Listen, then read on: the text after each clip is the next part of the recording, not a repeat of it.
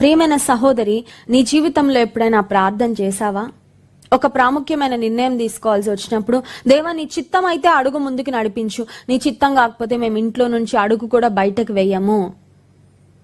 ఒక ప్రయాణం చేయవలసి వచ్చినప్పుడు, నీ చిత్తం అయితే ప్రయాణం చేస్తాము, నీ చిత్తం కాకపోతే ప్రయాణం చేయము. లాస్ట్ వీక్ ఆదివారము క్రైస్ట్ వర్షిప్ సెంటర్లో ఒక సంఘ పెద్దలు తన యొక్క కుమారుని గురించి ఒక సాక్ష్యం చెప్పారండి. It was a very touching testimony. వారి కుమారుడు ఇంగ్లాండ్ దేశం వెళ్ళాలని వీసా కొరకు అప్లై చేశారంట. ఇంగ్లాండ్ దేశం కూడా పంపించారు. పంపించిన తర్వాత కొన్ని ప్రాబ్లమ్స్ వచ్చి అక్కడ యూనివర్సిటీ వాళ్ళు అన్నారంట, మీ అబ్బాయిని ఇప్పుడు అడ్మిట్ చేసుకోవడానికి అవకాశం లేదు అంటే ఏం చేయలేని పరిస్థితుల్లో వారి కుమారుడు భారతదేశం తిరిగి వచ్చాడు. పీజీ చదవాలి అనే చాలా ఆశతో ఆ బ్రదర్ వారి కుమారుడిని ఇంగ్లాండ్ దేశం పంపిస్తే, అక్కడికి వెళ్ళిన తర్వాత కొన్ని ఇబ్బందుల వలన, కొన్ని ప్రాబ్లమ్స్, వీసా ప్రాబ్లమ్స్ వల్ల తను మళ్ళీ బ్యాక్ రావాల్సి వచ్చింది. భారతదేశం వచ్చిన తర్వాత తల్లిదండ్రులు చాలా బాధపడ్డారు. అంతే కదండి. ఒక దూరదేశము ఉద్యోగం నిమిత్తము, చదువు నిమిత్తము పిల్లలు పంపించిన తర్వాత అక్కడ అది వర్కౌట్ అవ్వకపోతే, వాళ్ళు చదువులో గాని ఉద్యోగంలో గాని కొనసాగలేక బ్యాక్ వస్తే అది ఒక బాధగా ఉంటుంది, ఒక అవమానంగా కూడా అనిపిస్తుంది. ఆ యవనస్తుడు కూడా బాధపడ్డాడంటే, ఎందుకు ఇలా జరిగింది నా జీవితంలో అని.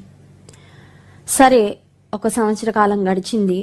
దేవుడు మళ్ళీ ఆ బిడ్డ ఎడల కార్యం చేశాడు. ఆ బిడ్డ మళ్ళీ తన చదువుల నిమిత్తము దూరదేశానికి వెళ్ళబోతున్నాడు. అయితే ఈ మధ్యలో ఏం జరిగిందంటే, తను ఏ స్నేహితులతో వెళ్ళి అక్కడ ఉండాలని మరి ప్లాన్ చేసుకున్నాడు. ఆ 4 స్నేహితులు కారులో ప్రయాణం చేస్తూ ఉన్నప్పుడు ఒక భయంకరమైన ట్రాజిక్ యాక్సిడెంట్, మిస్హాప్ జరిగి 3 స్పాట్ చనిపోయారంటండి. ఆ సంఘటన ఈ కుటుంబానికి తెలిసిన తర్వాత వాళ్ళు చాలా డిస్టర్బ్ అయిపోయారంట. ఒకవేళ మా కుమారుడే గనక వెళ్ళుంటే బహుశా అదే కారులో మా అబ్బాయి కూడా ట్రావెల్ చేసి ఉండేవాడు. ఎందుకంటే వాళ్ళందరూ ఫ్రెండ్స్, వాళ్ళందరూ కలిసే ఉంటారు ఎప్పుడు.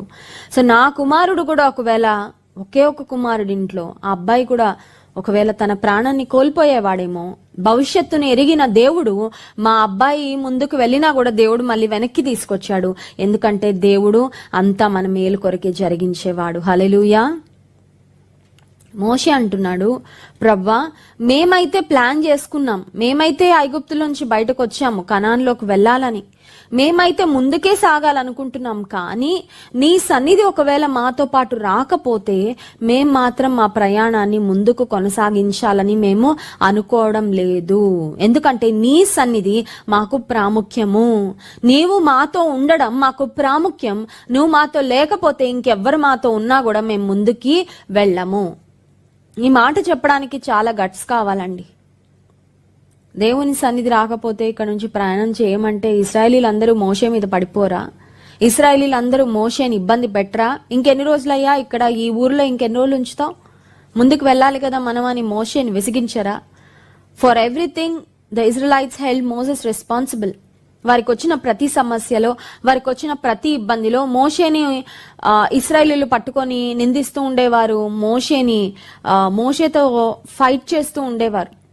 అలాంటి సందర్భంలో మోషే అంటున్నారు, ఈ మనుషులను నేను చూడడం లేదు ప్రభువా, నిన్ను చూస్తున్నాను. నీ సన్నిధి మాతో రావాలంతే. నీ సన్నిధి మాతో రాకపోతే మేము ఈ స్థలాన్ని విడిచి ముందుకు వెళ్ళాలని మేము అనుకోవడం లేదు. మోషేకు దేవుని పట్ల ఉన్న ప్రేమ, దేవుని సన్నిధి పట్ల మోషేకు ఉన్న ఆశ ఎంత గొప్పదో. మోషే అంటున్నాడు, మా ప్రయాణంలో నీవు మాతో రావాలి. హల్లెలూయా. ప్రియమైన సహోదరి, నీ జీవితంలో నీవు చేసే ప్రతి ప్రయాణంలో, నీవు తీసుకునే ప్రతి నిర్ణయంలో, నీవు చేసే ప్రతి కార్యంలో దేవుని సన్నిధిని కోరుకొని, దేవా నాతో పాటు రాయ్యా, లార్డ్ కమ్ విత్ మీ. నాకు ఇష్టమైన ఒక పాట, యేసు నీవే కావాలయ్యా, నాతో కూడా రావాలయ్యా. ఏ ఓపెన్ మీటింగ్కి నన్ను ఇన్వైట్ చేసినా ఆ పాట ఎక్కువగా నేను పాడుతూ ఉంటాను. ఎందుకంటే దేవుడు మనతో ఉండాలి, దేవుడు మనతో రావాలి. ఆయన సన్నిధే మన ఆశీర్వాదానికి ఆధారము. కొంతమంది చూడండి, ఇంట్లోండి అడుగు బయట పెట్టేటప్పుడు వాచ్ ఉందా లేదా చెక్ చేసుకుంటారు. కొంతమంది ఇంట్లోండి బయటపడేటప్పుడు సెల్ ఫోన్ ఉందా లేదా అని వెతుక్కుంటారు. కొంతమంది ఇంట్లోండి బయట పడేటప్పుడు ఆ రంగురాళ్ళు ఉన్నాయా లేదా, కొంతమందికి చూడండి ఆ రంగురాళ్లే వాళ్ళకి శుభం అన్నమాట. ఈ రోజు ఈ రంగు రాళ్ళు ఉన్న ఉంగరం పెట్టుకోవాలి, ఈ స్టోన్, ఈ కలర్డ్ స్టోన్, ఈ కలర్డ్ జెమ్ పెట్టుకోవాలి, అప్పుడే నాకు శుభం జరుగుతుంది. లేకపోతే పలానా తాయెత్తు కట్టుకొని వెళ్తేనే నాకు శుభం. దేవుని ప్రజలకి వాట్ ఇస్ ద మ్యాండేట్? మనకి ఖచ్చితంగా మనం తీసుకొని వెళ్లాల్సింది ఏంటి? ఇంట్లో అడుగు బయట వేస్తున్నప్పుడు, ఒక పని, ఒక కార్యం తలపెట్టి ముందుకు వెళ్తున్నప్పుడు దేని కొరకు మనం ఆశపడాలి, ఎదురు చూడాలంటే దేవుని సన్నిధి కొరకే. హల్లెలూయా.